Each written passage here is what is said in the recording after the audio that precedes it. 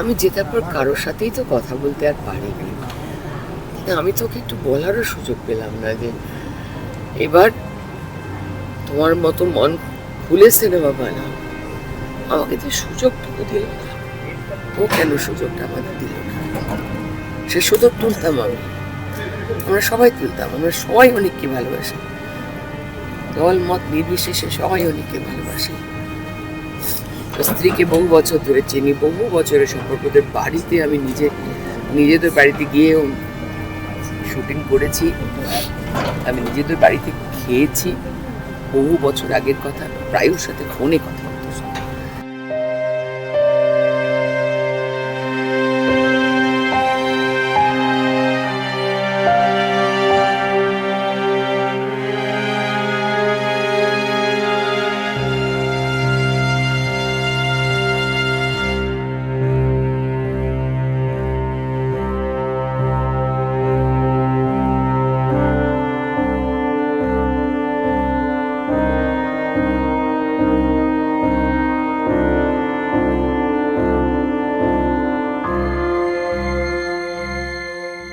খুব মানে কমে যাচ্ছে, এইটা বলার দরকার আছে।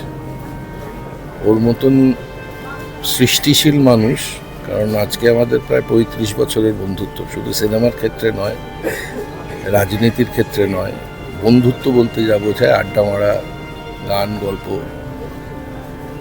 সুতরাং ওর মতন একজন সৃষ্টিশীল মানুষের সাথে সাথে এই পশ্চিমবঙ্গে এই মুহূর্তে সচকিত এবং সচেতন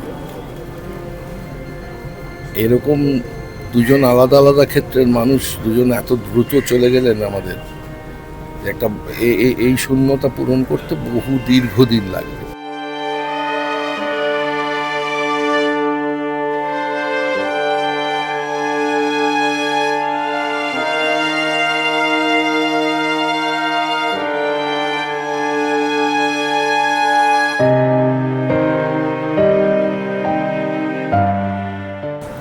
বলবো মানে এখনো অবধি মানে রাহুলের মৃত্যু ঘাটা দগদগে হয়ে রয়েছে, এর মধ্যে অনেকটা চলে যাওয়া ভীষণই বেদনাদায়ক, মানে খুব feels like a personal loss.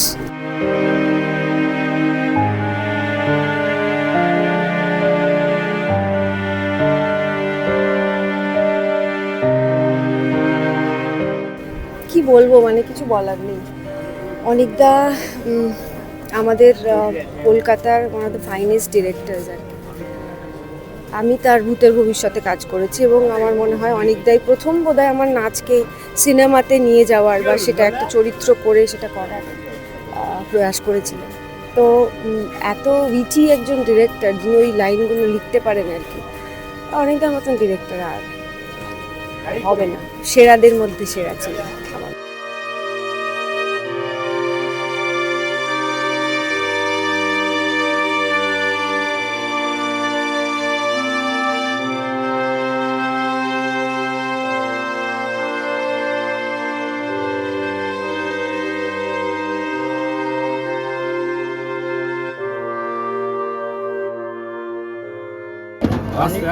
চলে যাওয়াটা তো কথা ছিল না, চলে যাওয়াটা it's a great loss of Bengal.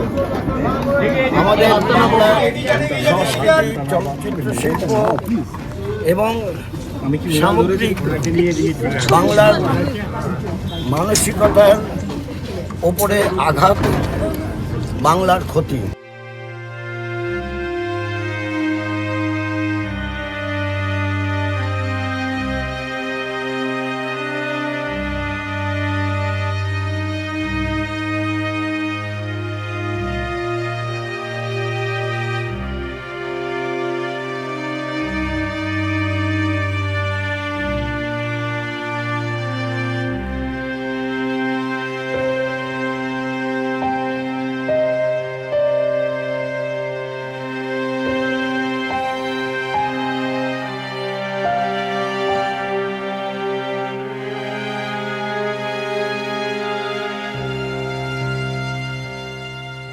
আমার পছন্দের কথা ছেড়ে দাও, মানুষই বলে ভূতের ভবিষ্যতের ওই কর্নেল, ব্রিগেডিয়ার আর কি ক্ষুবেধার স্ক্রিপ্ট, তীব্রতার তার অ্যাটাক দুর্দান্ত।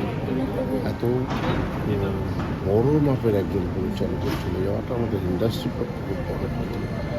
আর কীভাবে গেল সেটা নিয়ে তো বলে আলোচনা করে অত্যন্ত দুঃখ জন্ম হবে। আত্মার শান্তি কামনা করি।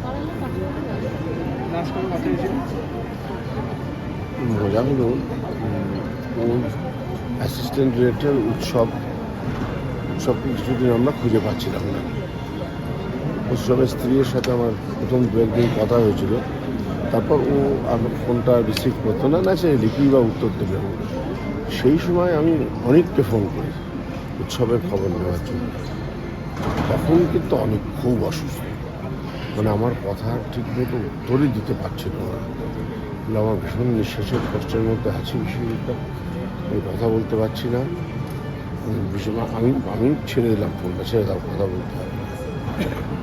এইটা আমি শুনেছি, বলতেও পড়েছি, ডাক্তারদের কাছেও শুনেছি যে অ্যাস্তমা বা সিওপিডি খুব চরম আকার নিলে একজন মানুষ যে কোনো রকম সিদ্ধান্ত নিতে পারে।